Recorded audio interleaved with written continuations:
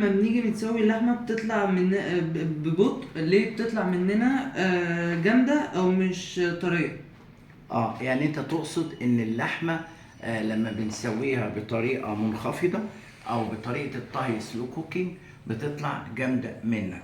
خلينا نتكلم يا اياد يا حبيبي، ان اللحمه لما بنسويها بطرق الطهي البطيء لازم تكون على علم بطريقه التسويه.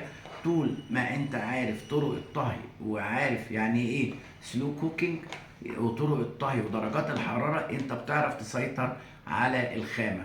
وعلى ذلك الكولاجين لما نيجي بنسويه اللي هو بيبقى جوه الماده الخام بيبتدي يشتغل من درجه 68 لحد 82. اقل من كده لو درجه الحراره اقل من كده ما بيتحلش.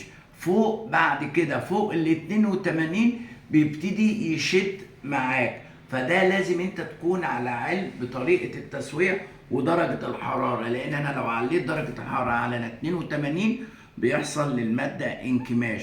ولذلك لابد ان انت تكون عارف طريقه الطهي ودرجه الحراره وتوظفهم صح، لان فوق ذلك بيحصل انكماش للخلايا وبتبقى النتيجه اللي انت بتشوفها واللي انت قلتها لي دلوقتي اللحمه ناشفه. شكرا.